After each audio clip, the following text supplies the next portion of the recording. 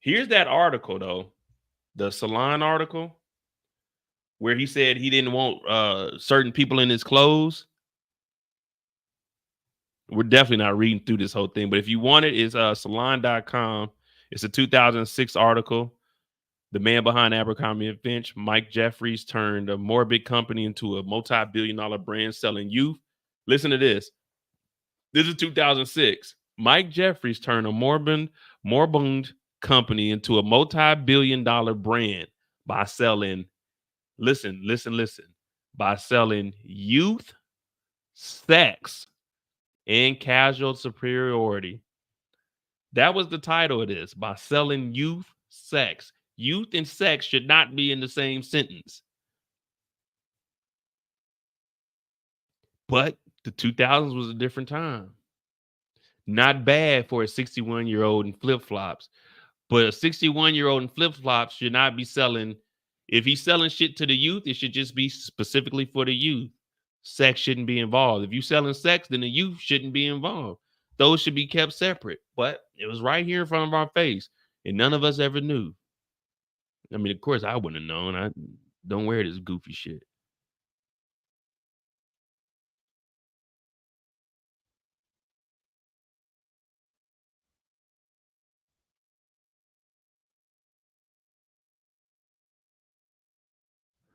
Wait.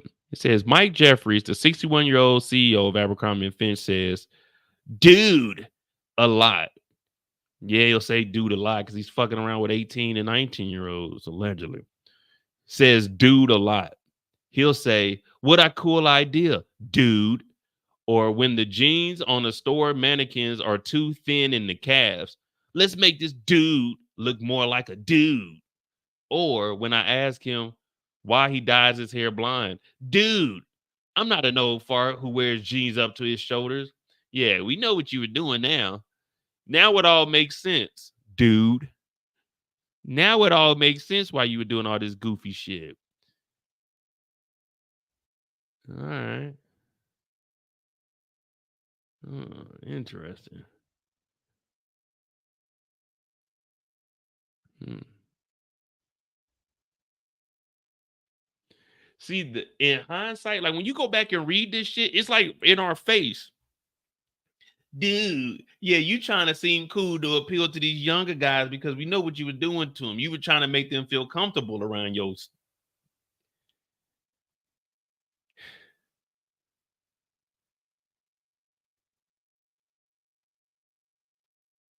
Wait a minute. Look, wait, this. Well, we here now. Hold on. This fall, on my second day at Abercrombie and Fitch 300-acre headquarters in Ohio woods, Jeffries, sporting torn Abercrombie jeans, a blue Abercrombie muscle polo, nigga ain't got no muscles, and Abercrombie flip-flops. This is what he said. This is what he said to the reporter. He stood behind me in the cafeteria line and said, "You're looking really AF today, dude." Hey, nigga, get from behind me. This is probably, you're looking really AF today, dude. Whoa, an enormous steel-clad barn with laminated wood accents. The cafeteria feels like Olympic Village dining hall in the Swiss Alps. I didn't have the heart to tell Jeffries that I was actually wearing American Eagle jeans. To Jeffries, the AF guy is the best of what America has to offer. He's cool, he's beautiful, he's funny, he's masculine, he's optimistic, and he's certainly not cynical or moody. Two traits he finds wholly unattractive. Do you see this? He's certainly not cynical or moody. Two traits he finds wholly unattractive. That's why he had to drug the people up. That's why he had to get them drunk. That's why he had to give them the poppers. He didn't want anyone to be moody. That's unattractive, wholly unattractive to him. See, when you go back and read these articles, these motherfuckers was telling us what was going on. He's cool, he's beautiful, he's funny, he's masculine, he's optimistic, And he's certainly not cynical or moody. Two traits he finds wholly unattractive.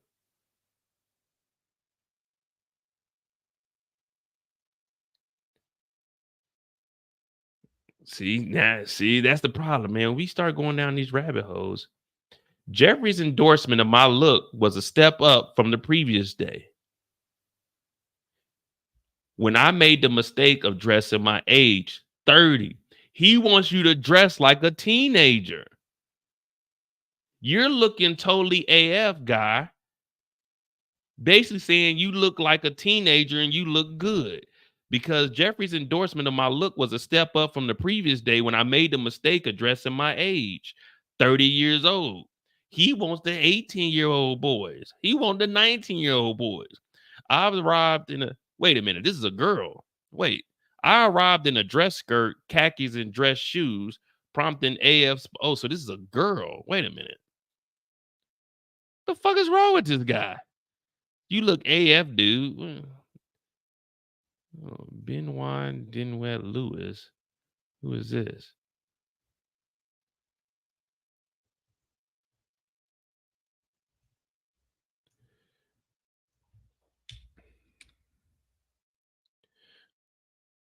No, this writer is a. Oh, wait. Is this him?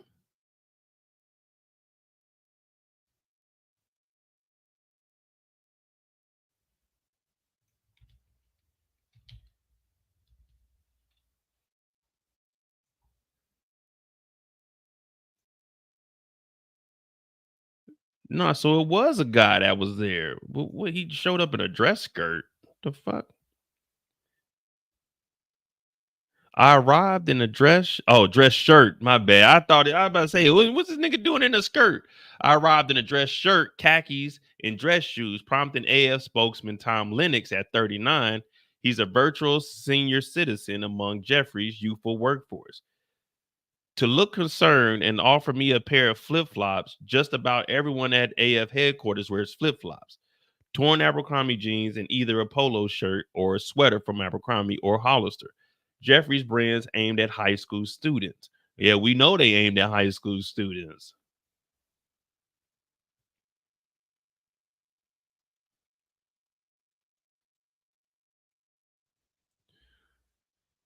So he was calling this place the campus, basically simulating college because he liked 18 and 19-year-olds. He said dressing your age at 30 was bad.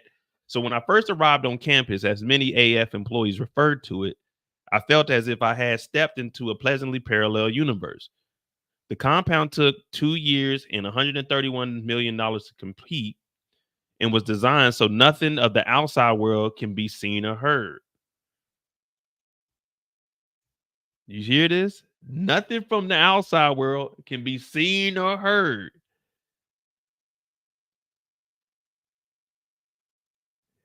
Jeffries banished the real world in favor of cult like. Listen to this article. He banished the real world in favor of cult like immersion in his brand identity. The complex does feel like kind of a college camp. I didn't even have to read this to know that. Feels like a college campus. I'll bet one of with the soundtrack you can't turn off. Dance music plays constantly. You know, that's psychological. When they put you in a room and they play music nonstop, boom, boom, boom, boom, boom. That's psychological. That's actually the CIA. They were using that as a form of then what's the shit called? I, damn. Basically terrorizing people. But yeah, you can't do that. So it's just nonstop music playing.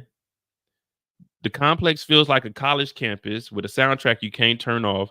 Dance music constantly plays in each of the airy tin roof buildings. And when I entered the spacious front lobby where a wooden canoe hangs from the ceiling, two attractive young men in Abercrombie polos and torn Abercrombie jeans sat at the welcome desk.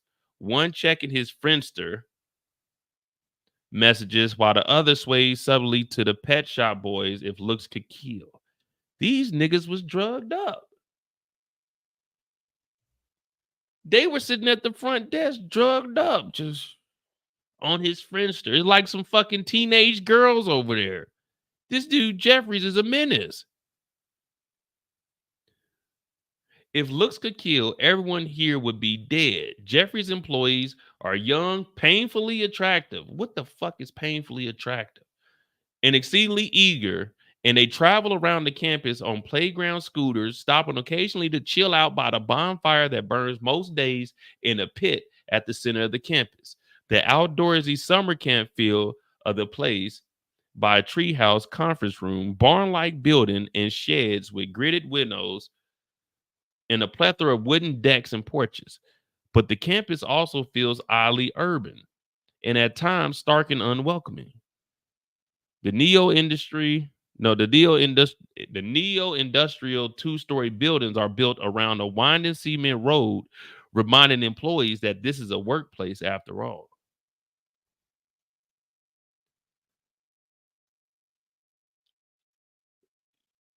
What, when are we gonna talk about Abercrombie and Fitch? This is just describing sex events. Inside, the airy and modern workspaces are designed to encourage communication and teamwork. And everywhere you look, smiley employees are brainstorming or eagerly recounting their weekends. I'm not drinking again for a year. We know in the case, they were getting drunk. Now, remember, a majority of these people are 18, 19 years old. So they shouldn't have been drinking anyway. But this is in an article in 2006. One young employee said to another, as they passed me in the hall, there are few offices and even fewer doors at AMF Central. Jeffries, for example, uses the airy conference room at his office, and he spends much of his days huddling with designers who come armed with their newest idea and designs. So they were mainly in the conference room, and there's not many doors here. Sheesh. The press shy Jeffries rarely grants interviews, but he invited me to the Ohio headquarters to promote the opening of his first flagship store, a four-story, 23,000 square foot behemoth across the street from none other than the Trump Tower in Manhattan. Say, Trump, we hear you like I'm young. None other than across the street from Trump Towers. Trump was cool with who? There's another guy by the name of Jeffrey who was locked up and they said he unalived himself. There's a lot of ties going on here. Let's continue. To celebrate the opening in November, Jeffries threw a packed, ritzy, invitation only party at the store across the street from none other than Trump Towers, at which slightly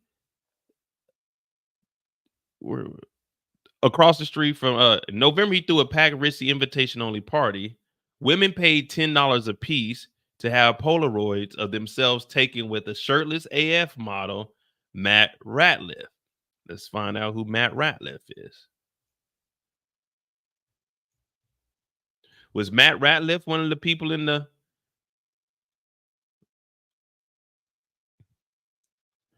See, this shit was always weird. Heather Lang.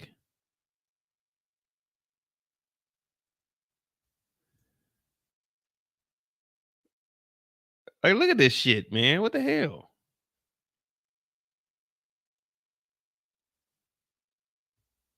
All right, so this is Matt Ratliff.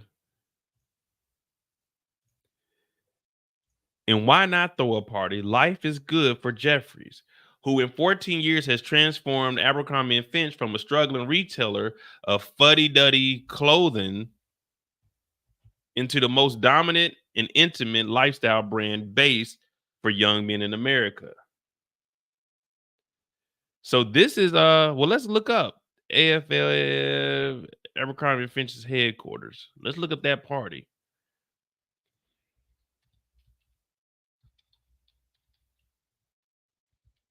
Now, this article is from 2006.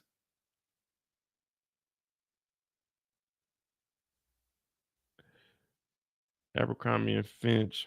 Boom return to uh headquarters opening party.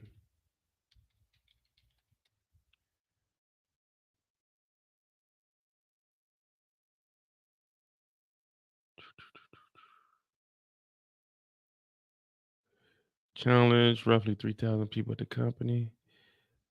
If anyone can find out when the headquarters open,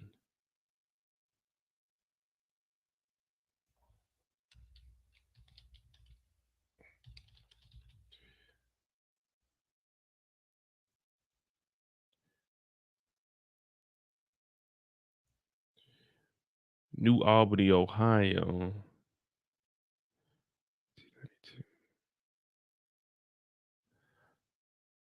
The expansion to the APAC regions began in 2009, but this article was in 2006. So I don't know.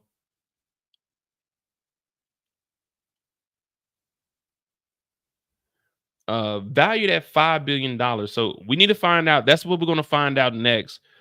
When the headquarters opened up and they had a building across the street from the Trump Towers where they held a party, we got to also see if Matt Ratliff has had any kind of communication with the media about his experience of being over at Abercrombie.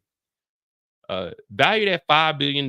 This is 2006. The company now revenues approaching $2 billion a year, rolling in from more than 800 stores and 4 successful brands. For the kids, there's Abercrombie, aimed for the middle schoolers who want to look like their cool older siblings. For high schoolers, there's Hollister, a widely popular surf-inspired look for energetic and outgoing guys and girls that has quickly become a brand of choice for Midwestern teens who wish they lived in Laguna Beach.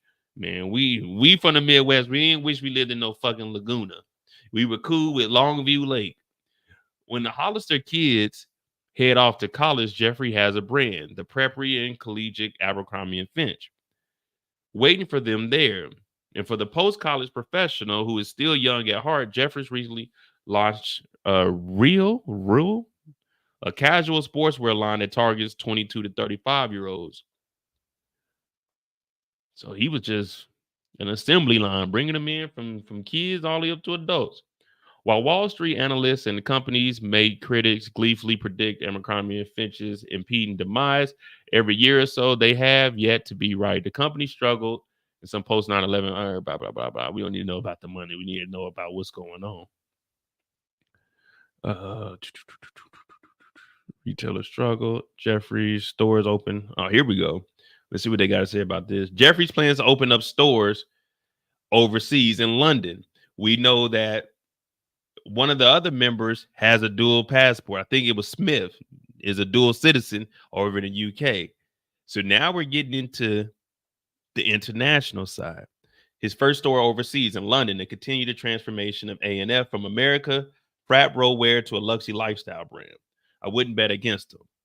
Jeffries won't let anyone, girl cotton, high school feminists, humorless Asian, angry shareholders, thong hating parents, lawsuit happy minorities, nosy journalists, copycat competitors, or uptight moralists get in his way. Jeffries won't let anyone get in his way. Not girls, because he like boys. Not high school feminists, because he like boys. Not humorless Asians. Not angry shareholders. Not thong hating parents. Not lawsuit happy minorities like us, which he did get sued for discrimination. And I think that was in 2012 or 13, maybe. Nosy journalists, copycat competitors, or uptight moralists get in his way. So there's a lot of people that Jeffries was trying to hide from, but we know up here he tunes out the real world on his college campus. See, back then we were just reading it. Oh man, this guy was a rich, successful guy. Little did we know he was staying away from all the people that would have called his ass out in the modern era. Everything he was doing, all of these people, they would have exposed him and turned his ass in. Damn. Listen to this. Jeffries is the Willy Wonka of the fashion industry, a quirky perfectionist and a control freak. He guards his brands and his utopian chocolate factory with a highly effective zeal. It's right there in our face. We always thought Willy Wonka was a creep. Willy Wonka was a creep. He had the Oompa Loompas working for him. Like, Willie, what are you doing over here? Those who have worked with him tend to use the same words to describe him: driven, demanding, smart, intense, obsessive, compulsive, eccentric, flamboyant. Yeah, he's very flamboyant. And depending on whom you talk to, either slightly or very odd. That right there is all we needed to hear. Slightly or very odd. Whenever someone says that someone is, hey man, that nigga's odd.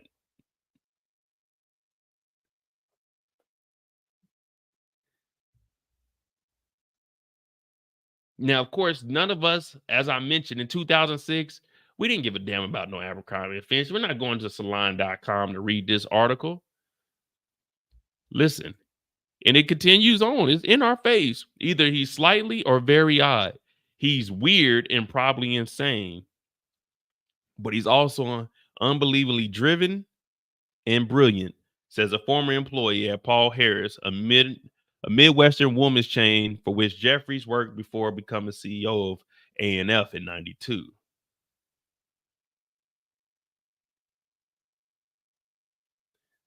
Examples, all right, let's see. Examples of his strange behavior abound. According to Business Week, at AF headquarters, Jeffrey always go through revolving doors twice, never passes employees on stairwells, parks his Porsche every day at the same angle in the parking lot, keys between the seats, doors unlocked, and his pair of lucky shoes he wears when reading financial reports. Uh-oh, here we go. His biggest obsession, though, is realizing his singular vision of idealized all American youth. He wants desperately to look like his target customer. He wants to desperately look like his target customer. We are brought you, we are brought here today because his target customer was 18 to 19-year-old all American young men. This is what the federal indictment says. Now, at the beginning of the article, we seen dressing like a 30-year-old was inappropriate. You have to look AF, dude. So the whole time, it was right here.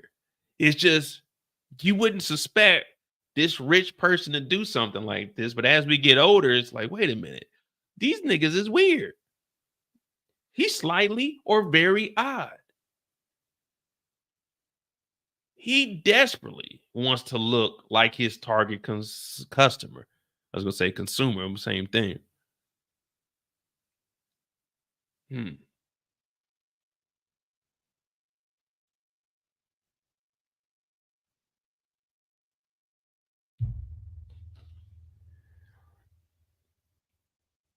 Y'all keep talking about his face. Look in the article. The next thing that comes up in the article is exactly what y'all talking about.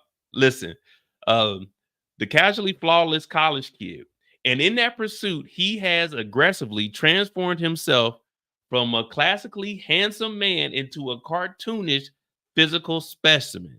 Dyed hair, perfectly white teeth, golden tan, come on, bulging biceps, wrinkle-free face, and big Angelina Jolie lips. This nigga is, let me go ahead and say it, gay. No offense to the community. You guys were talking about it, and literally the very next sentence was him botching up his face.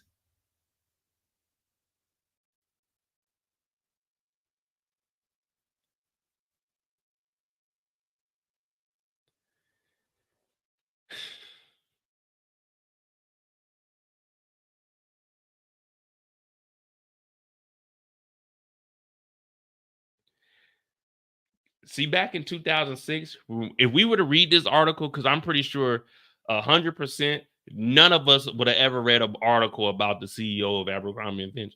But in 2006, we'd have been reading this and hearing this, and let's just be honest, back then, we would have said this is some gay shit.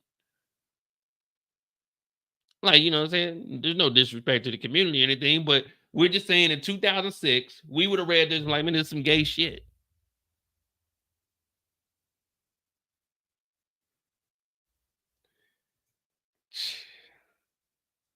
And now we know what he likes. And the Angelina Jolie lips. Like, come on, man. Angelina Jolie, you don't want her lips. But while he can't turn back the clock, he can and has done the next best thing, creating a parallel universe of beauty and exclusivity where his attractions and obsessions have made him millions, shaped modern culture concepts of gender, masculinity, and physical beauty, and made over himself and the world in his image, leaving them both just a little more bizarre than he found them. Now, I know the community, I know for sure the community is not claiming anything with him. I'm just saying in 2006, as a who was I in 2006? 21 years old? When did this article come out? January. So I was 20 years old when this article came out. I'm like, man, what was wrong with this dude?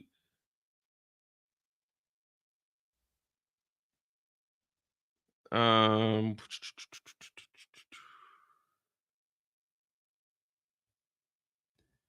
well, this is just him describing exactly what.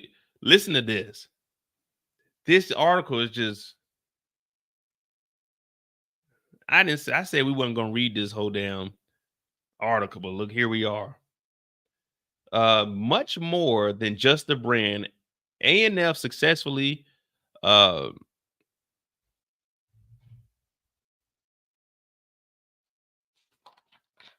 oh, he goes into describing. It's a 1990s version of a 1950 ideal.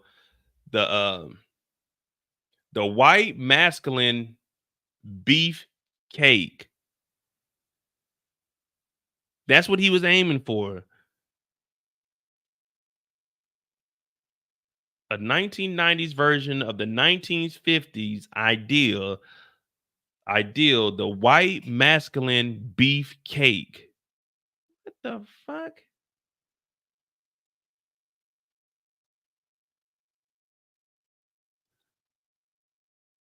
That's what they say. This is the 1950s ideal white masculine beef cake.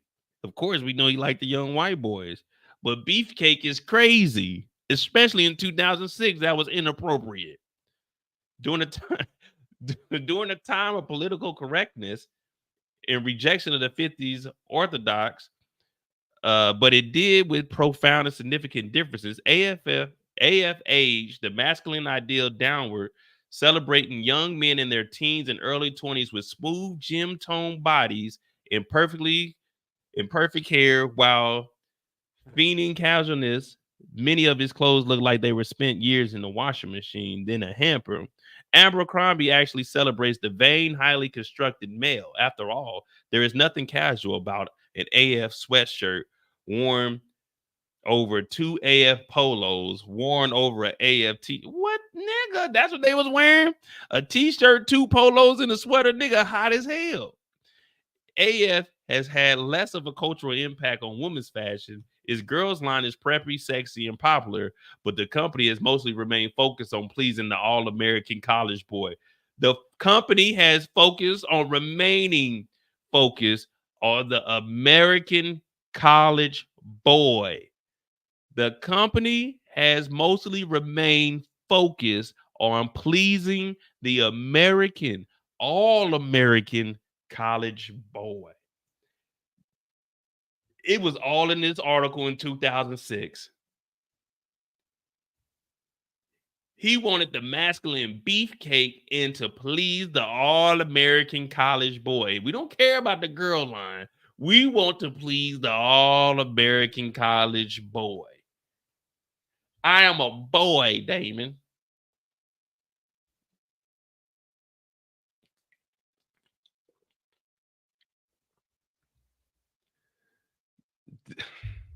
Jeez. Well, we here now. I'm probably the only person online that actually read through this article so far, but jeez, every time we think, okay, they're about to get into the business aspect, it goes back to talking about boys. They had one paragraph where they talked about the money that they made, but then they said, fuck that. We want to go talk about the beefcake. We want to go talk about pleasing the all American college boy. Like nothing in this article is talking about the company, it's just talking about young boys.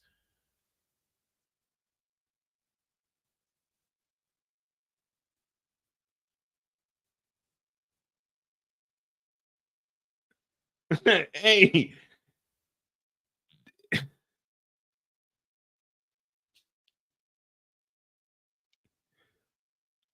hey, Jeffries, can we talk about like Abercrombie and Fitch? Like, what are some of your upcoming fall designs or something? Now, fuck that. The beefcake, the college boys. I got a college campus. Hey, Jeffries, how about your financial statement? I'm hearing that you're bringing in 2 billion a year. Do you guys see yourself going in the red or the black? The red and the black doesn't matter. We need all American college boys. Oh, we understand that's what your models are, but how about when you took over the company, did you envision this company going this far? Well, when we got the college boys, we figured that we'll take a kind of a shift back into the 1950s with the beefcake. Okay, Jeffries, please, please, please, please. Can you talk to us something other than the guys that are modeling for you? Is there anything else you want to tell us about this Abercrombie and Finch company? Like, is there anything you want to tell us? Are there any new projects coming up? Um, any of your other brands? Like, how about Hollister? You said that's for the business class, the 22-year-old to the 35-year-old. How about that? Is that something you no, no, no, no, no. We over here we take pride in the muscular, athletic college boys. Hey, Jeffries. Like, why is everything going back to the boys? Y'all laughing. I'm being serious. I'm reading this article. Y'all don't have to read it. Y'all are listening to me. I gotta read this. And wait a minute. We're not even talking about the clothes. Like, hey, where are you getting the fabric from? Hey, are these shirts cotton? Are they polyester? Are you getting where are you getting this from? Where are your factories at? None of that is being explained. It's just we like boys.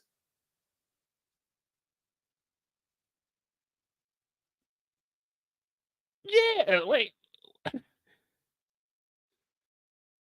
Let's continue on, man. Here we go. Look, the very next paragraph. For many young men, to wear Abercrombie is to broadcast masculinity, athleticism, and inclusion in the Cool Boys Club. Yeah, we know what the Cool Boys Club is. They get itineraries to come be around you and your sick fucking friends. For many young men, to wear Abercrombie is to broadcast masculinity, athleticism, and the inclusion into the Cool Boys Club. Listen to this without even having to open their mouths.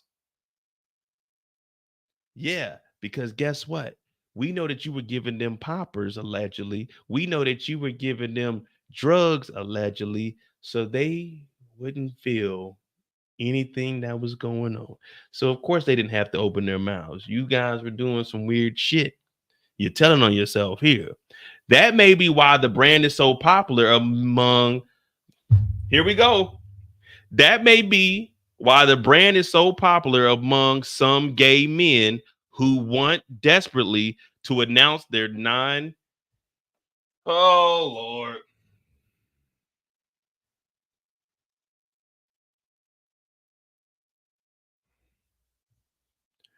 It's popular among some of the gay men. Well, there we go. But because AF Vision is so constructed and commodified, and because what AF sells is not so much manhood, but perennial boyhood, he's selling this to college men, but saying it's not so much manhood, but it's for boyhood. What? Up here, you just told us that this is for the all American college boy, but down here, AF sales is not so much manhood. It's for boyhood. Oh my. Perennial boyhood. There is also something oddly emasculating about it. Compared to the 1950 ideal, AF version of maleness feels restrictive. If becoming a man is about independence and growing, then Abercrombie doesn't feel very masculine at all. I don't want to grow up. I'm a Toys R Us kid. He wants the all American college boys to wear his clothes, but never to fucking grow up. He said it right here. It's in the article. It's about boyhood. He doesn't want you to be masculine and grow up. No, he wants you to stay a fucking boy. Oh man, this is 2006, y'all. This is a salon.com articles about Michael Jeffries, the CEO, former CEO of Abercrombie Fitch, who was just indicted and arrested. Well, right now, this article is not going to help out at all because this is 2006, 2 years prior to when they said all of this started in '08. But at some point, there had to be a starting point. He maybe eased his way into it. Pause on that because that sounds disgusting. And everything he has done allegedly has been very, very disgusting.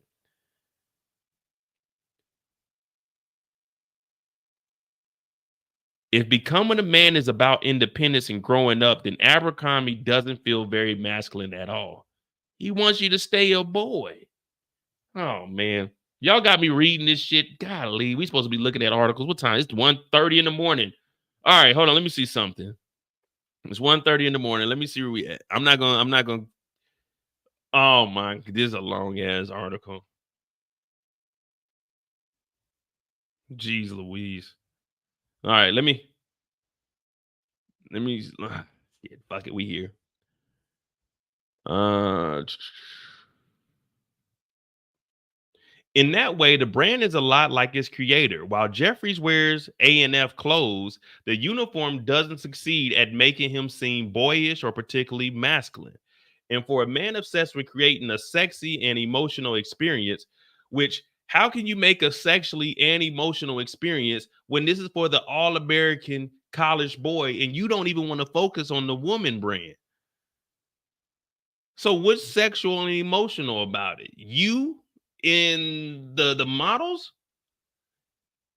he's obsessed with creating a sexy and emotional experience for his customers. Jeffries comes off as oddly asexual. Yeah, he comes off as oddly gay. He is touchy feely. Oh, here we go. Look, look, look, look, look, look, look. He is touchy feely with some of his employees, both male and female. But the touch is decidedly paternal. No, no, no, no, no, no, no. Paternal. No, it ain't. He touchy feely with some of his employees, both male and female, but the touch is decidedly paternal. Do you guys believe him touching on him is just paternal? Hey, good job, son. He's touchy. This is 2006. They're telling us this nigga's touching their employees. He's touchy feely. If you were a touchy feely employer today, you're gonna be touching a jail cell and be feeling isolated, and you're gonna be feeling bubble next to your ass. If you touchy feely in 2024, you're going to jail. But right here in the article, they say he's touchy feely. Like touchy feely is like grabbing, like touchy. You know what I'm saying? It's one thing to touch somebody's shoulder or hey, tap them. Hey, go, you go over there and do that for me. But there's another thing to be Philly. It's all right here in the article, man.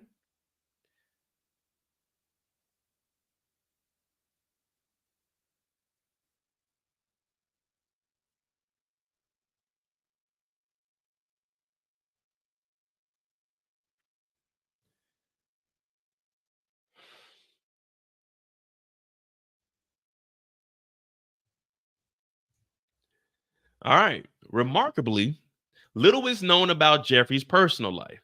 There are few people who claim to know Jeffries well.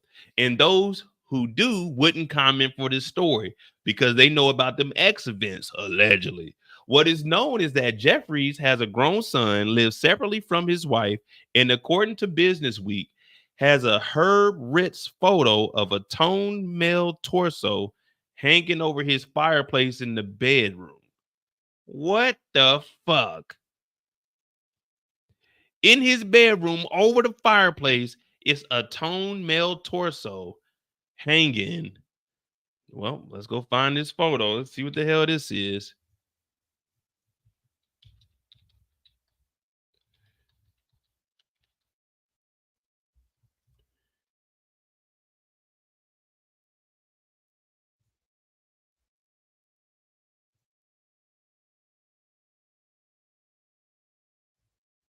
Oh, ain't nobody got no photo of it.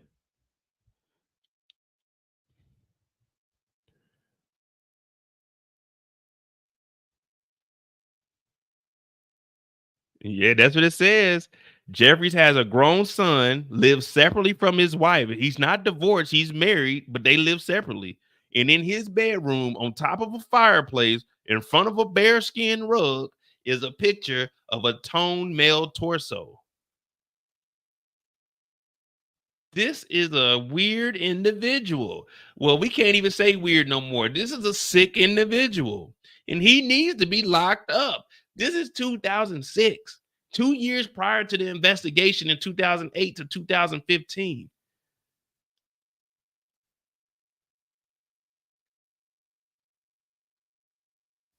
Oh, look. Oh, here we go. Here we go. Jeffries wouldn't discuss any of that with me, and he fidgeted nervously and grew visibly agitated when I asked about several of the many controversies and lawsuits he has weathered in the 14 years of the helm of AF.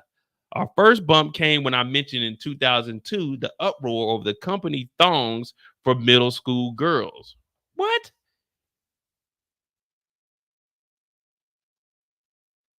Abercrombie got sued for that? I ain't know nothing about that in no 2002. Did y'all know about this in 2002? Shit, man. I'm gonna have to tell my boss I ain't coming into work tomorrow. We got better things to do right now.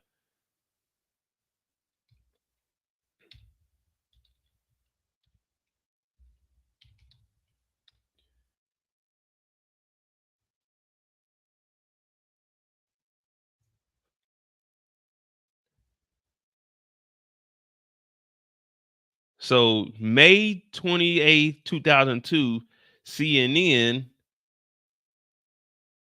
several consumer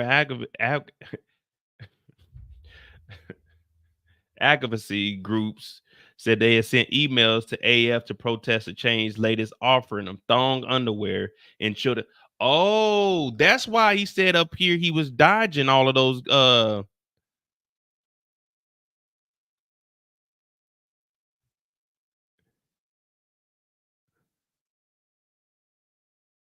up it was a couple of I don't even know where that thing is at though. But remember he said he was staying away. Jeffries won't let anyone, girl cotton, high school feminists, humorless Asians, angry shareholders, thong hating parents. So that's what he said earlier in the article.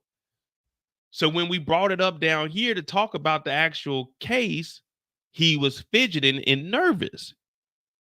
Oh man. Mentioned the 2002 uproar of the company's thongs for middle school girls. Like, what would you? There was no women to say, "Hey," well, there probably was, but this motherfucker was like, "Nah, go ahead and do it." But like, what? Which had eye candy and wink, wink printing on the front. That was a bunch of BS. He said, sweating profusely. People said we were. People said we were cynical, that we were sexualizing little girls. But you know what? I still think those are cute underwear for little girls. Nigga, eye candy and wink wink on the front. Nigga, first of all, ain't no one supposed to be seeing they underwear. So why would this be something good for little girls? And I think anybody who gets on the bandwagon about thongs for little girls is just crazy. There is such craziness about sex in this country. It's nuts.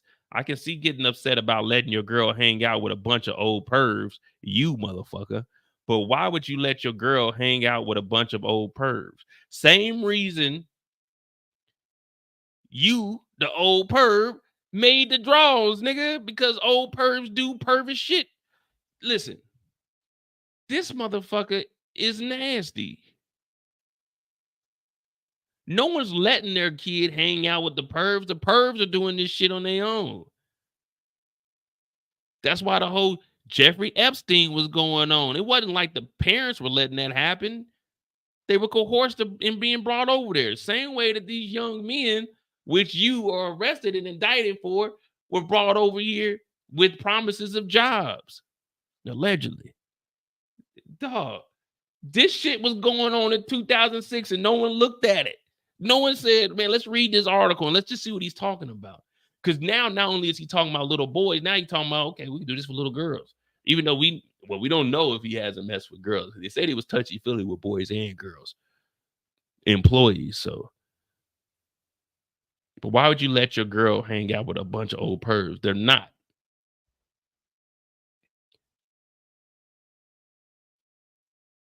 Later, I brought up the AF Quarterly, which until was uh the brouhaha surrounding the AF Quarterly.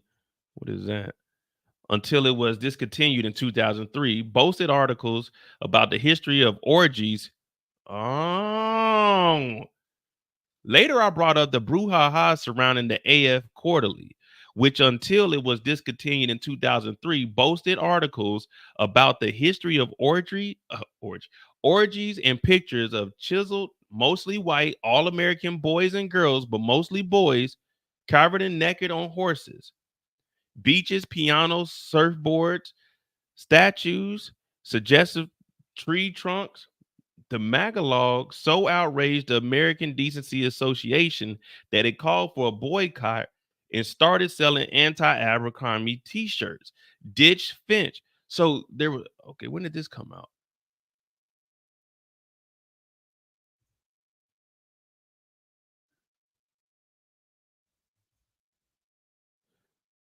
So this is in 2003, 3 years.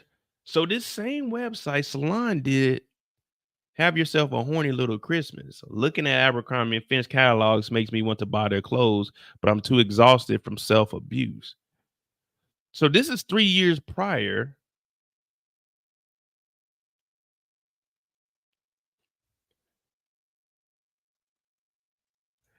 Is there a link between him and Diddy at any point? I don't know. Man, I didn't got so far into this damn article. Now, all right, we're just gonna take a break from that article because this is 3 years prior what he's bringing up. I'm just gonna read this first paragraph and and it will go back. What? Whoa, whoa, whoa, whoa, whoa, whoa. Nothing says Christmas like a good old fashioned circle jerk by the fire. For all you squares, first of all, a circle jerk is just good as hell. For all you squares who don't know what a circle jerk is, turn to page 88 of the Abercrombie and Fitch Quarterly. Under the picture of wet, naked college kids and the heading group sex, it's difficult to figure out where you are in the book since most pages aren't numbered. It reads, sex, as we know, can involve one or two, but what about even more? A pleasant, super safe alternative to the group to this group is group masturbation. What? This is in the magazine?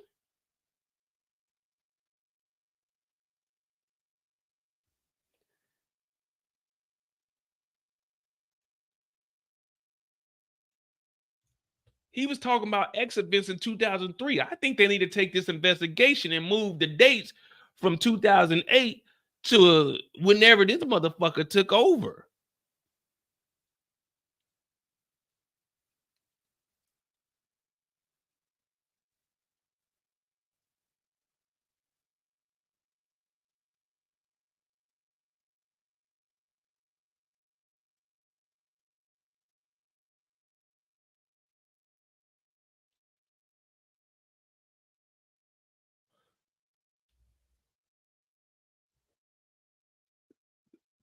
This guy's worse than Diddy.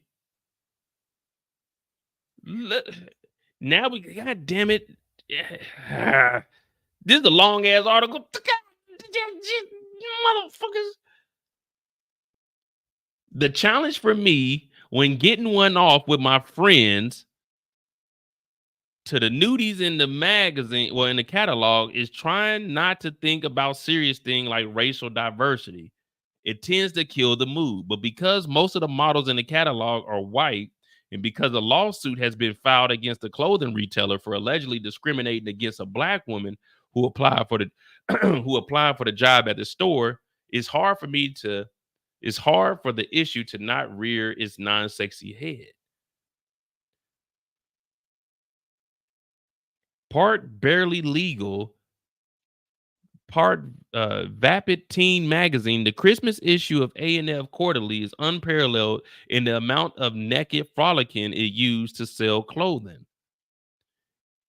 And considering the demographic it is trying to reach, is downright risque.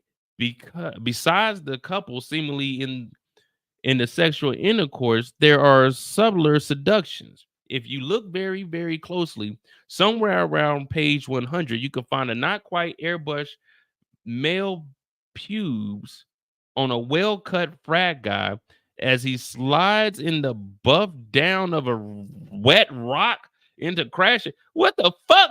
We ain't reading no more than this. It's beyond anything our parents saw and played. What? Hey, yo, what?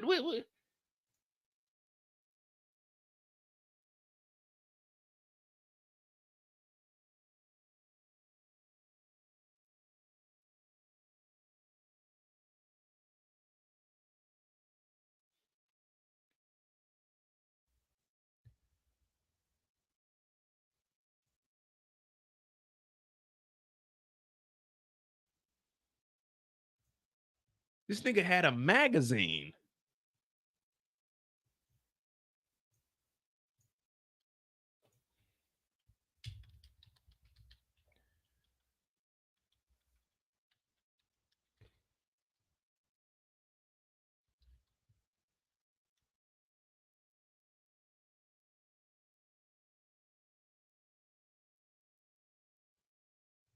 This is the magazine I think that they had.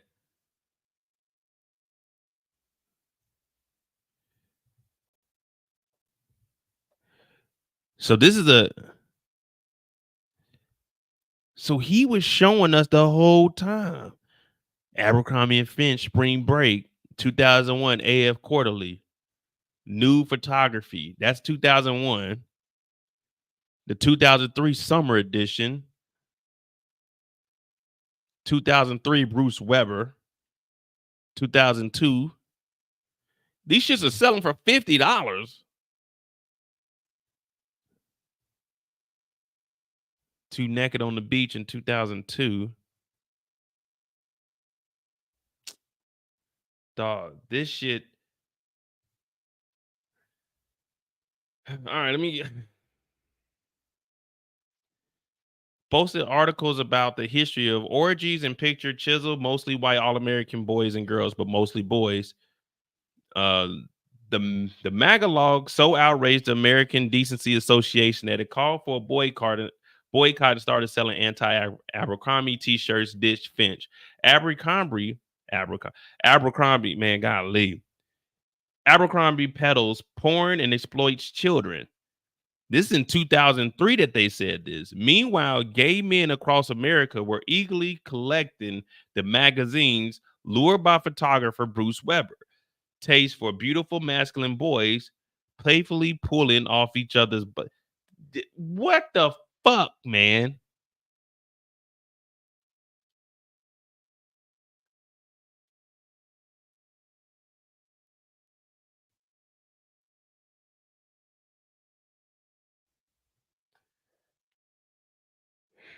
Jeffries nearly fell over when I mentioned the Magalog, although I'm not sure which charge that he sells sex to kids that he is advertising is homoerotic bothered him more.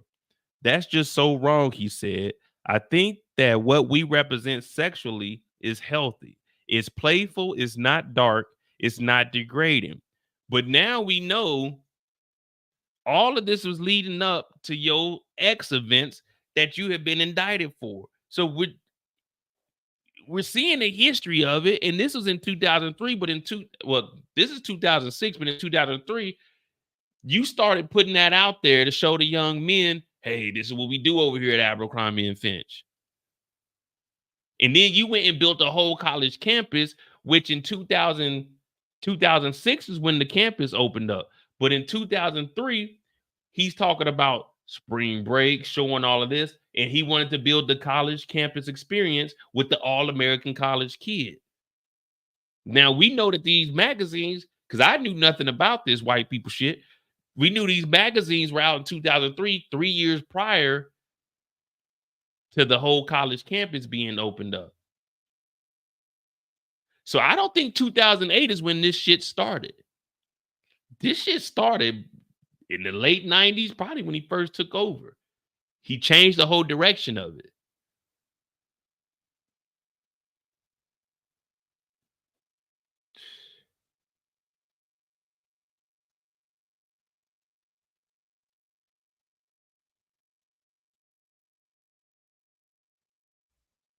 Yeah, man. Look what y'all done got me into, man. All right. It's playful, it's not dark, it's not degrading, and it's not gay, and it's not straight, and it's not black, and it's not white. It's not about any labels that would be cynical. And we're not cynical. It's all depicting the wonderful camaraderie, friendship, and playfulness that exists in this generation and candidly does not exist in the older generation. Jeffries alternates his grumpy defensiveness with moments of surprising candor, making him at times oddly endearing. He admitted things out loud with some youth-focused realtors wouldn't, which may be why he panicked and pulled his cooperation from the story 2 days after I left the headquarters, offering no explanation. He admitted things out loud that some youth-focused retailers wouldn't, which may be why he panicked and pulled his cooperation.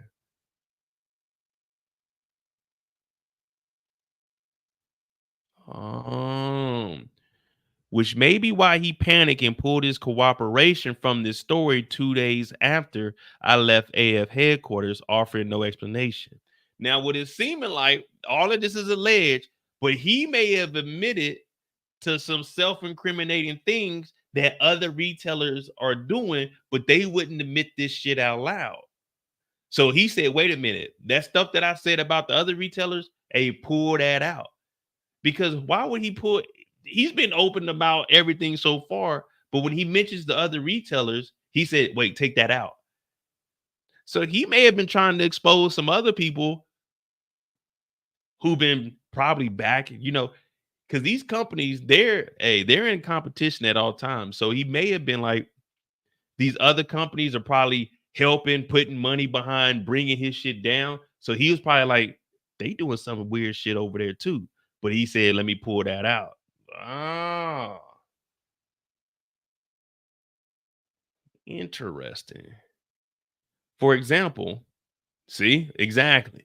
For example, when I ask him about how important sex and sexual attraction are and what he calls the emotional experience he creates for his customer, he says it's almost everything. That's why we hire good looking people in our stores, because good looking people attract other good looking people. And we want to market cool, good looking people. We don't market to anyone other than that. That means ugly niggas like me, they didn't market to me. I'm not gonna call any of you guys ugly, but eh, they didn't market to us, black folk.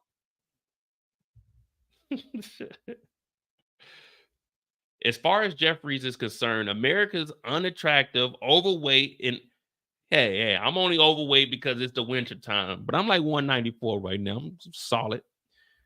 Overweight or otherwise undesirable teens can shop somewhere else. In every school, there are cool and popular kids. He wasn't a cool or popular kid. That's why he fucked up his face and did all this extra shit and wants to be young forever. because he got money now. And then there are not so cool kids, he says.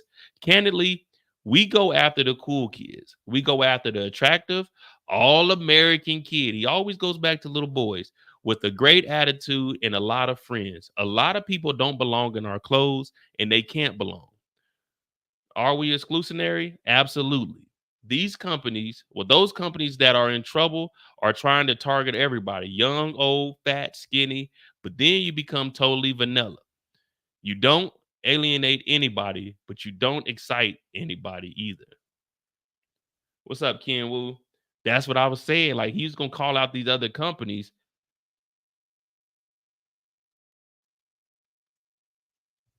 Let me see.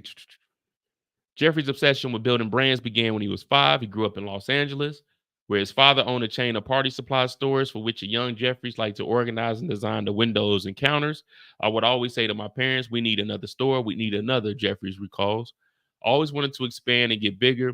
And when I get off saying, why do we when the fixtures, excuse me, why do we do the fixtures like this? Why don't we do it another way? That totally turned me on. Nigga, you were 5 years old. Damn. Jeffrey says he had a very classic American youth. Although he was not good at sports, I broke my dad's heart because I wasn't good at basketball, he says. In high school in the late 50s, Jeffries also wore Levi jeans. Actually, don't write that, he tells me, laughing. Ha ha ha ha. But Levi's was definitely the uniform back then, kind of like what AF has become. If you don't wear 501s, you were considered weird. I had a couple of 501s back in the day.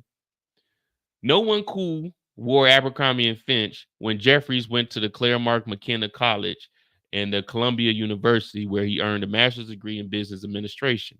In fact, the company's best years were long behind it. Founded in 1892, in its heyday, it served as President Hoover and Eisenhower. They brought their fishing equipment there. Ernest Hemingway guns and Cole Porter evening clothes. During Prohibition, AF was uh, was where the in crowd went for his hip flask. But the 1970s had become a fashion backwater, holding on for dear life. Oh, so they sold everything back then, 1892. Leslie O'Neill, AF's executive vice president of planning and allocation, remembers what the company was like before Jeffries got there. We had old clothes that no one liked, she says. It was a mess, a total disaster. We had this old library at our headquarters with all these old books. There were Corquette sets lying around, very English. The company, which since 1988 had been owned by Limited, was also losing 25 million a year. Jeffries arrived and announced AF could survive, prosper as a young, hip, spirited company. So basically, what it's sounding like is Jeffries wasn't shit in high school. Jeffries was picked on, broke his father's heart, unathletic. So what he wanted to do was get back at all of those kids that were cool. He wasn't cool. He was the weird kid whose family owned the party store that no one went to. So now it's starting to make sense. So he figured now that he got money, he can make a change. He wants to be that young, cool kid that he never got to be. Remember, he had 501s. He wasn't the kid with the best clothing and anything. So as he took over the brand, all of the kids, what he wanted to be growing up, that he couldn't be because he was ugly. And if he wasn't the owner, the CEO of Abercrombie and Fitch, they wouldn't be advertising these clothes to this nigga. He wanted to be the cool guy. He wanted to be young. He wanted to relive his childhood, his teen years, for when they used to stuff his bitch ass in the locker. So now we're starting to see where all of this is coming from. He announced they could survive and prosper as a young, hip spirited company. We were all thinking, oh, yeah, right. Abercrombie and Fitch, recalls O'Neill. But in the end, we were like, well, why not? It can't get any worse. Jeffries, then in his late 40s, dressed in Oxford shirts and corduroy pants. He was a lot more normal back then. He was a lot more normal back then. He changed up on us, O'Neill says. Today, he's much more eccentric, obviously. I'm telling you guys, man, he used to get his ass whooped in school. He said he broke his dad's heart because he couldn't hoop. The nigga was trash. So now As an adult, he's trying to get back at all the cool kids because he wasn't a cool kid. He was the fucking weirdo that worked at the party store that we used to throw rocks through the fucking windows, break the shit, whoop his ass when he came outside because he was a weirdo. Now he think he cool because he got money. We know your kind, Michael. Maybe although former co-workers at Paul Harris recall that Jeffries had an odd personal style even back then, he wore the same outfit to work every day, recalls Thomas Yeo, a Paul Harris colleague. Nearly worn out suede loafers, a pair of gray flannel pants, and a double-breasted navy blazer.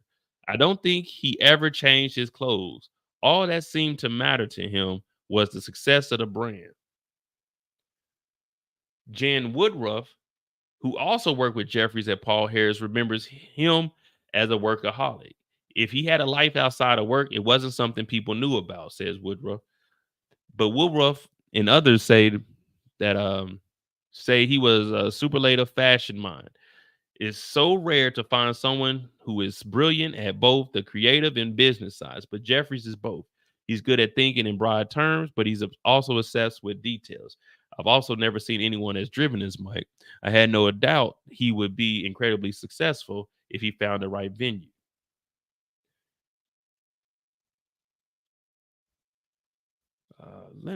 Okay, it ain't too. After this article, I'm done, man. We'll pick up the rabbit hole on another day. Soon after taking over AF, Jeffries went looking early on for the right man to help him make AF a sexy, aspirational brand. He settled for Bruce Weber. Bruce Weber is the photographer who is already renowned photographer known for his male nudes. So that right there already showed us exactly where he's going. Hey guys, all right, I got this brand. All right, what you gonna do, Jeffries? You didn't took over. What you gonna do? I'm gonna bring in Bruce Weber's. Bruce Weber, the Bruce Weber, the guy that takes the pictures of the naked men. Yeah, I'm gonna bring him in and do what exactly? This is a clothing line. Yeah, what we gonna do is we're gonna take some photos of some naked people. Wait. This is the Abercrombie and Fitch. We used to sell fishing rods to the president. What do you mean, Jeffries? Trust me, I got this. So his first thing was to go to Bruce Weber, who was known for male nudes. But back then we couldn't afford him for an actual suit. Jeffries told me. So we brought one picture from him and hung it in the store window. That might be the one picture that he has hanging over his fireplace. That first picture that they bought.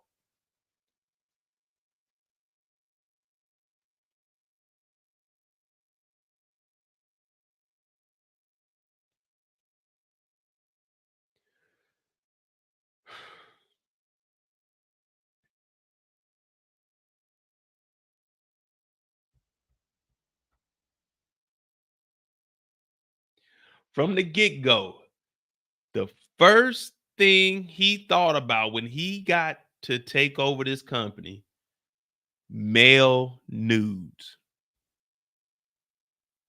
That was his first thought. What can we do? Male nudes. Not what kind of clothing can we do? What kind of styles can we go to? Let me buy. Let me go get the photographer that's known for male nudes, but we might not be able to afford them. So let me just buy a picture from him.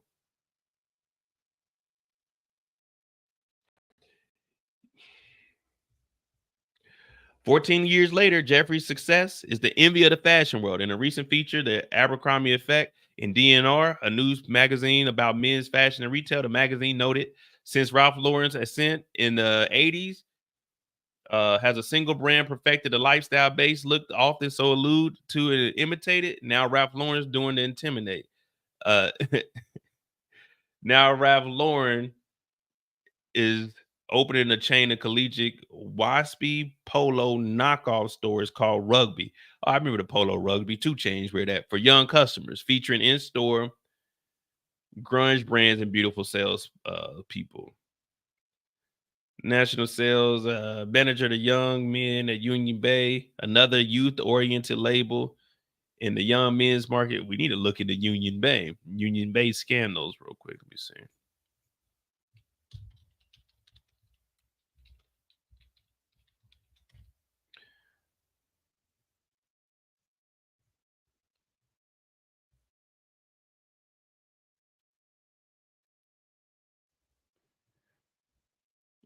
Still Union City.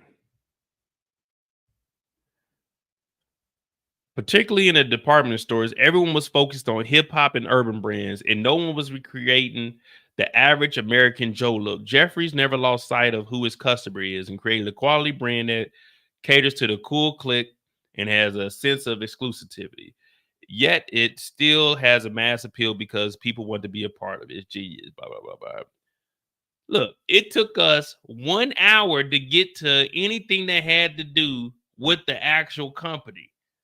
1 hour of talking about his vision of young college boys.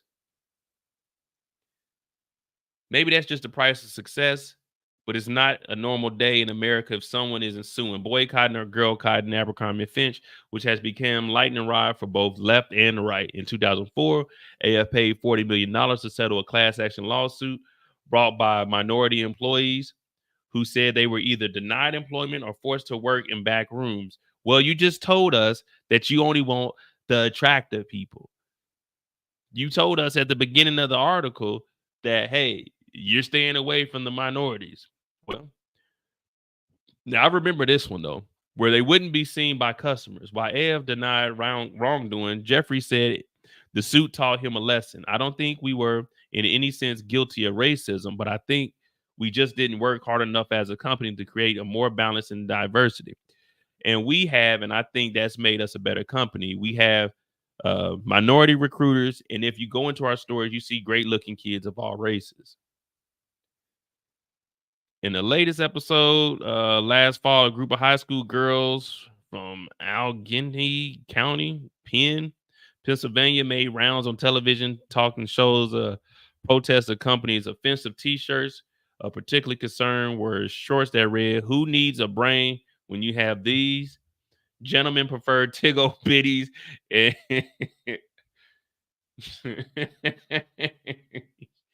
hey, man, he should have known this wasn't going. Who needs brains when you got these? Gentlemen prefer Tiggle bitties. Like, nigga, this is what they were putting on shirts. And do I do I make you look fat? Hey, man, these are shirts you got to sell at what's that store? What's that gothic store that used to be in the malls? They used to have like all kinds of weird shit in there. You can go in there. They had the little like the metal nails you could put your hand in and like show the imprint of your hand. They had the little static globe. What was that shit called in the malls? Y'all know what I'm talking about. What's that store? Spencer's. What ain't it Spencer's?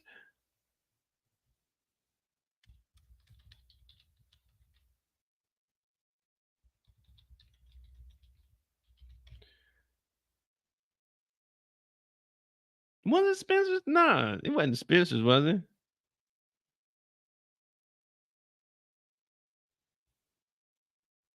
Yeah, it was Spencer's. It was Spencer's. Like you can go into Spencer's. That's where they sell them shirts.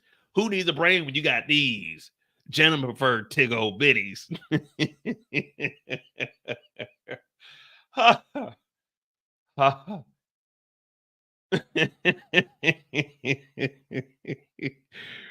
Oh man.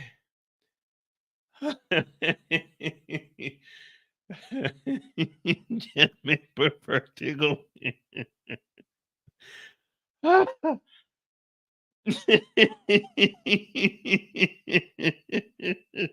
if that ain't funny, man, I'm crying for real, man. Spencer's would have that. Like when you go into Spencer's, it'd be a shirt hanging up. Gentlemen prefer Tiggle bitties. Why was Abercrombie and Finch selling that shit? Oh,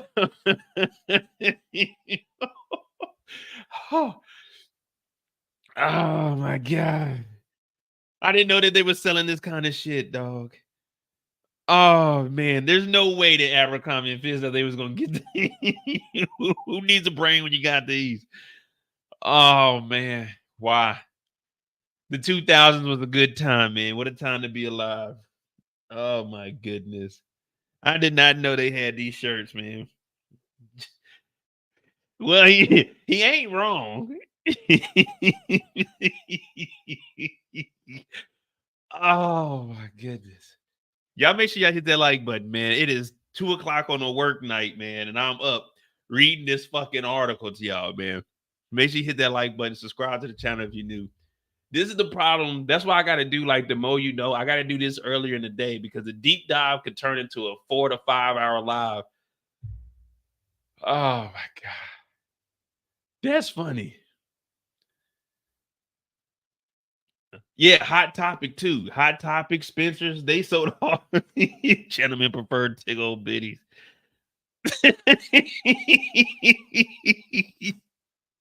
There's no way Abercrombie and Fitch thought they were gonna sell that shit, man. Oh my God. Jeez. All right, let's go. Let's finish this article up, man. I got work in I got work in 5 hours. Abercrombie has a history of insensitive. The group's well-spoken Emma Blackman Mathis, 16. What? Oh, this is the person that's suing. 16 told me, and there is no company with with as big an impact on the standards of beauty. There are kids starving themselves so they can be an Abercrombie girl. And there are guys who think they aren't worthy if they don't look exactly like the guys on the wall. Oh, man, the protest to pull off the shirts. Who needs a brain when you have these? The classic gentleman preferred tickle bitties, but retaining do I make you look fat in others? Oh, so they kept the do I make you look fat? Oh, okay. So they kept that because that was just only going at boys. You see what I'm saying? That was basically, hey, do I make you look fat because he's an Abercrombie nigga? He got a 6-pack abs. So they kept that one. They were allowed to keep that one because it wasn't going at the girls. But the who needs a brain when you have these and gentlemen preferred tickle bitties? Since it was going against the girls, that's why he said he didn't want to be around any feminists, because when the do I make you look fat, they got to keep that one because the guys are wear that. But oh man. Began after my visit, so I couldn't ask Jeffries about it, but I did ask him about other t-shirt dust-ups, including all is relative in oh man, come on, it's all relative in West Virginia. Oh man, come on, what did he think, man? He talking about incest. It's all relative in West Virginia. I said relative. It's all relative in West Virginia, Martin. Oh man, what did he think they did? Man, they not gonna let you put up incest about the state, which West Virginia's governor didn't find funny. Bad girls chug, good girls drink quickly. Oh my God, which angered anti-addiction groups. The Wong brothers laundry service. Two Wongs came. Hey, these niggas is tripping. Look, is it? So there's other shirts too. Bad girls chug, good girls drink quickly. Uh, which angered anti-addiction groups, and Wong Brothers Laundry Service. Two Wongs can't make it white, which triggered protests from Asian groups, which is why he said he stays away from the Asians. Oh, this motherfucker. There's no way that they thought that this shit was gonna get off, man. Two Wongs can't make it white. Come on, man.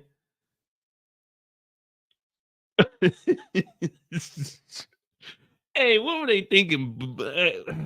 God, there's no way that they thought they was gonna get this shit off, man. Remarkably, Jeffrey says he has a morals committee for t-shirts. Hey, send that shirt to the morals committee. Nigga Little here. Hey, you can't put that on the shirt, Jeffries. That's Mo saying anyway. He gonna sue your ass. But you gotta send that to a morals committee for t-shirts, whose job is to make sure this sort of thing doesn't happen. Sometimes they're on vacation. So what, is only one nigga working? He admits with a smile. So he's basically saying sometimes they're on vacation, meaning we're gonna let some of this shit slide. Some of the shit we're gonna go ahead and push through. He admits with a smile. So he knew what he was doing. Listen, do we go too far sometimes? Absolutely, exactly. But we push the envelope and we try to be funny and we try to stay authentic and relevant to our target customer. I really don't care what anyone other than our target customer thinks. Oh my God. What about the shareholders? All right, man. So this ain't really got too much to go on with. I mean, it does talk about the shareholders where before he was talking about he didn't want angry shareholders, but I was really just reading this to see what we could gather for what they actually got arrested for. Now they haven't got arrested for like any money laundering or anything, but they did say there is hundreds of thousands of dollars. There are hundreds of thousands of dollars that were paid out to these young men that were at these X events. So in all seriousness, yeah, we just read over some funny stuff, but in all seriousness, the signs have been here. But as we were talking about the comparing and contrast to Diddy, everyone, the reason we know so much about Diddy is because this was in 2006. None of us gave a fuck who the hell Michael Jeffries was or Abercrombie and Finch what they were doing. But in 2006, we knew who Diddy was. Diddy was always in the spotlight. So that's why we know so much about Diddy. And I know people were saying, well, look how they treated him compared to this. As I mentioned earlier, this state's attorney was only been in office for 1 year. So they just started prosecuting this. The BBC, we see that they got an investigation that goes back 2 years. But all of this, I'm pretty sure they're gonna because he said that the investigation is ongoing. So I'm pretty sure they're gonna revisit this. Hopefully in court, they bring up my YouTube video and have me read it off so the court can hear how it's broken down on in layman's terms. You know what I'm saying? They need to bring me in, let me read this off and break this down to them exactly what was going on in 2006 that none of us knew about because none of us personally gave a fuck about Abercrombie and Finch and what they had going on. But this whole article for the first hour was him talking about the all-American college boy. Oh man. All right, blah blah blah blah.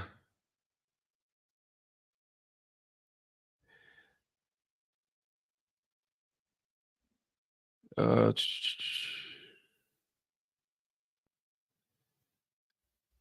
uh,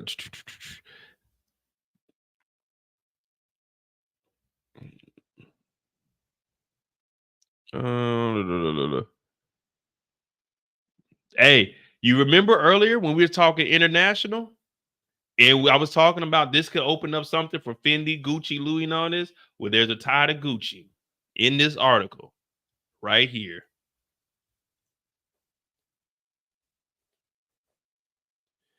How does a store look? How does it feel? How does it smell? That's what I'm obsessed with, Jeffrey said as he walked quickly toward the Hollister model store surrounded by a handful of his top deputies, including Tom Mildenhall, a senior vice president whom Jeffries recently lured from Gucci. Let's see who the fuck Tom Mildenhall is. Any of his connections that he still has.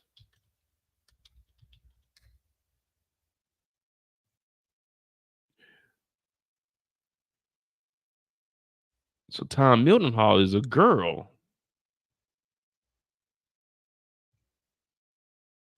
Hmm. Or is it? Or was it just showing?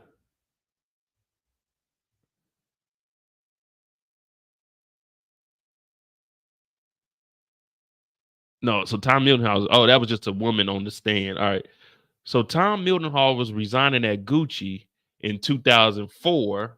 This article was in 2006. So there is a connection with Gucci that they took one of the senior vice president, which means he's still cool with the president and everything, but it's a close source of the situation. It's believed Mildenhall is leaving to accept the senior position at a specialty chain Abercrombie and Finch through details. Neither Mildenhall nor Gucci group officials could be reached for comment. So, what did Mildenhall and how long did Mildenhall work for Abercrombie and Finch? Mildenhall joined Gucci as a worldwide image and sales director in '96, then reporting to designer Tom Ford. The two men engineered Gucci's rejuvenation. Hmm. Tom Mildenhall.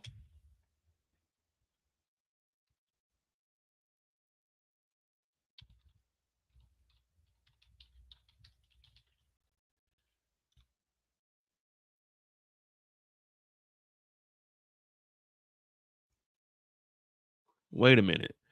So, oh, the rabbit hole is deep, I promise. Check it out.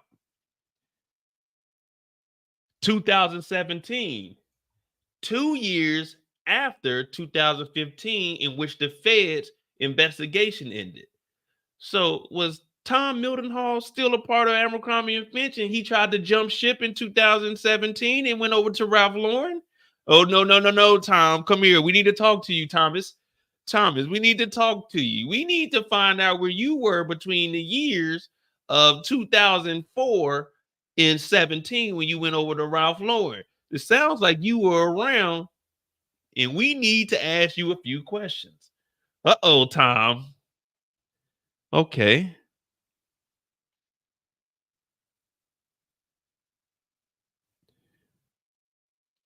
Mildenhall joins Ralph Lauren from Tom Ford International, where he served as Chief Operating Officer, COO, for more than a decade.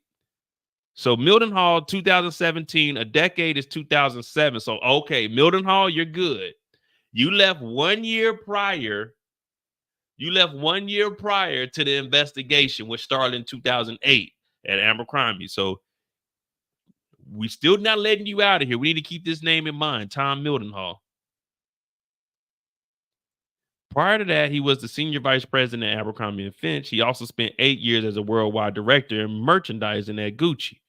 He also reported to Herman and will begin the company in 2017.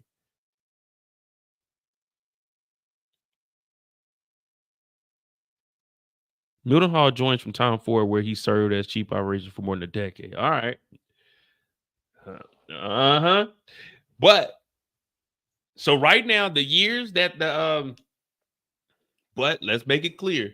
The years that the state attorney said that this investigation is 2008 to 2015. They said he was at Tom Ford International for a decade, 2017 to 2007. The only issue is we also heard that this is an ongoing investigation. So Tom Mildenhall, the senior vice president of what? What was he? International. International. We also know that Mike Jeffries and his two co-defendants have been going international with this. So you was only at Abercrombie and Fitch for maybe that's a 2006 article, a year. No, we need to find fuck that. Let's find out how long you worked with them.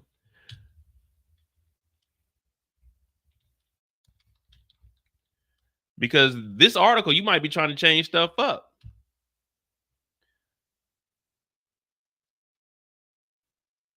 Tom Mildenhall, you got a LinkedIn profile?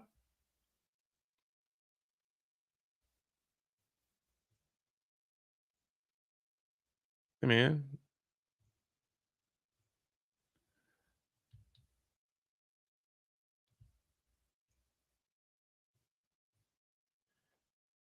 board of directors, Polo, board of directors, executive. Okay, so he was there for 2 years. All right. He was there for 2 years. Now, the only issue is in those 2 years,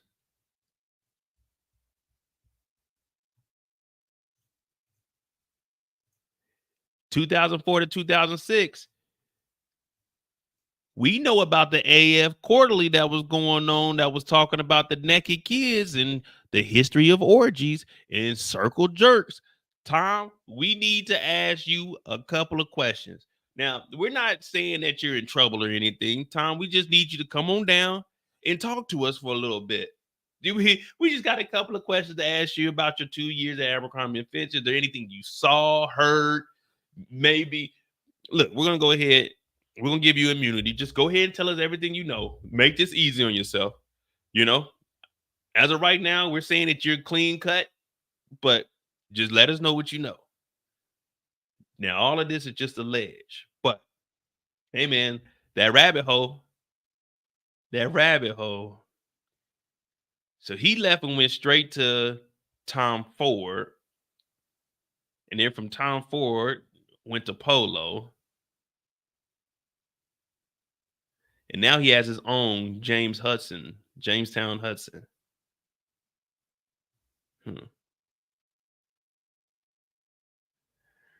Hey, Eric, hey, that's the thing, man. When I start doing this, once I see something, we gotta follow it. We gotta see who these names are. And like I said, man, it's 2:18 in the morning, man. I gotta be up in 5 hours. Well, I gotta be at work in 5 hours. I gotta be up in 4 hours. Uh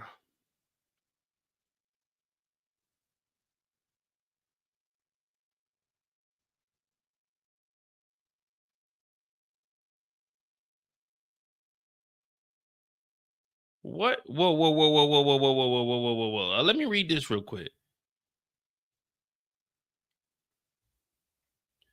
This right here, it may not be any significance to you guys, but for me, it just stood out for me. This is gonna be the last thing I read. Inside the dimly lit Hollister store, which is designed to look like a cozy California beach house, there are surfboards, canoes, comfy chairs in a lounge, magazines to read, two screens of a live hunting and beach, courtesy of cameras permanently affixed to appear. Jeffries paused in front of two mannequins and shook his head. No, no, we're still not there, guys. He shouted over the No Doubt song. I get no doubt, which blasted throughout the store. He stared at the jeans on a female mannequin. The jeans are too high. I think she has to be lower. A guy named Josh got down on his knees and started fidgeting with the jeans, trying to pull them down so they hung to the ground. And we need to make the leg as skinny as we can, Jeffrey said. Should we clip the back of the leg in the knee? Two employees scurried off to get clips. Man, ain't nobody scurrying. I walked off, nigga. We want it bigger at the top and skinnier at the legs. Yes, that's sexier. Much better. That's less butch. Jeffries isn't a fan of the butch look, though when they were all the rage, he incorporated camouflage army pants into the Hollister line of girls. Listen to this. Here we go. Jeffries then turned his attention to the male mannequin. Okay, how rugged and masculine could we make this guy? Nigga, it's a mannequin. We can't make it look any more rugged or masculine. It's a fucking plastic mannequin, nigga. Okay, how rugged and masculine can we make this guy? He asked, prompting a couple of his assistants to fidget with the jeans, making them bigger in the leg. Good. He looks cooler now. He's got more attitude. We love attitude. Yay!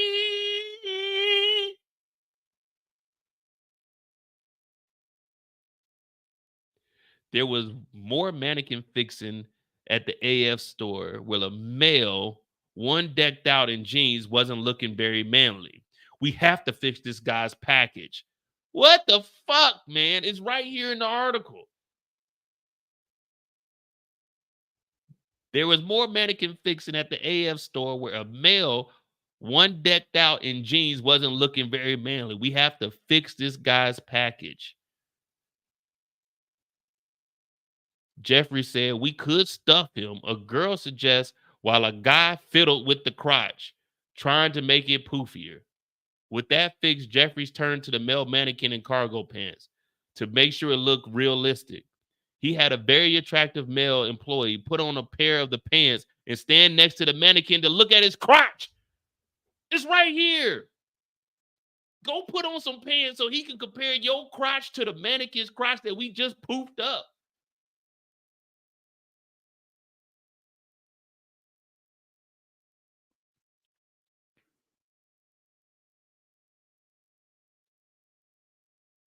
This investigation, listen, I might have to reach out. The FBI? Yeah, this the FBI.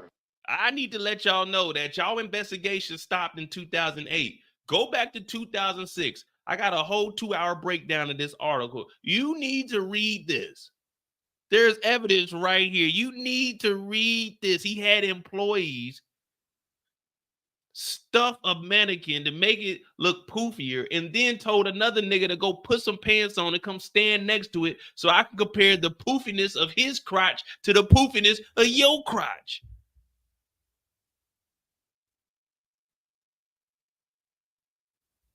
This is some weird shit, and it was always out here, and we never knew. Nah, it gets weirder. With that fix, Jeffries turned to a male mannequin in cargo pants to make sure it looked realistic. He had a very attractive male employee put on a pair of pants and stand next to the mannequin. That looks great, he said, as the young man did a 360, the pants sagging off his ass. Jeffries looked at the mannequin again. Are the pants low enough? This guy's got it lower. So the real deal ass had the pants sagging off the ass. He looked at the mannequin and said, we need to lower the sagging ass level of the pants on the mannequin to match the ass crack of the employee.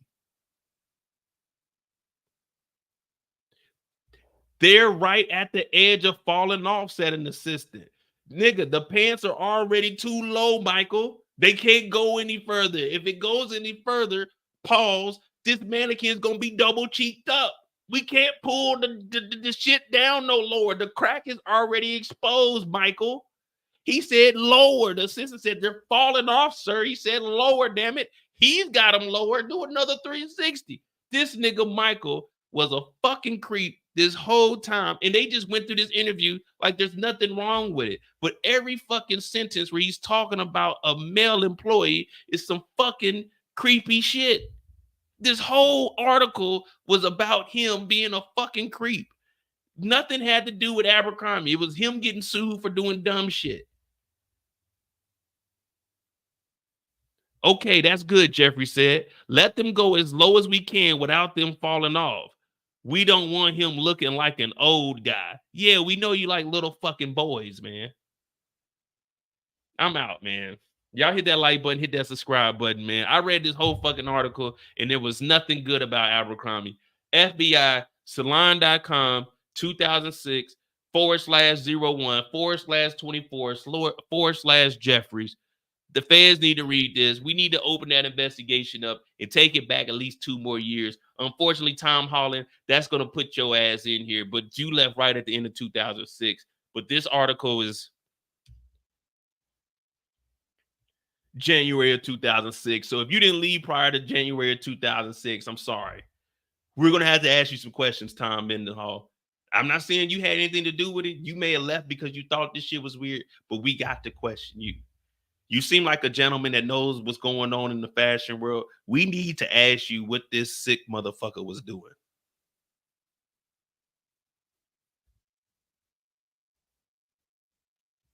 This is ridiculous, man. Y'all hit that like button, hit that subscribe button, man. I appreciate y'all.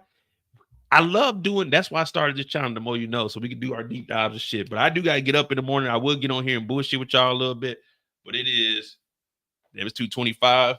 All right, man. I love y'all. What's tomorrow, Wednesday? I'm gonna try to get on tomorrow and we'll see what we can do. But man, look what y'all done, man. Y'all done opened up some shit that we did not expect. Man, 2024 has been a year of the big dick deviants going down. Word to Cat Williams. I'm Mo J. This is the more you know. Thanks for watching. You can run, but you can't hide.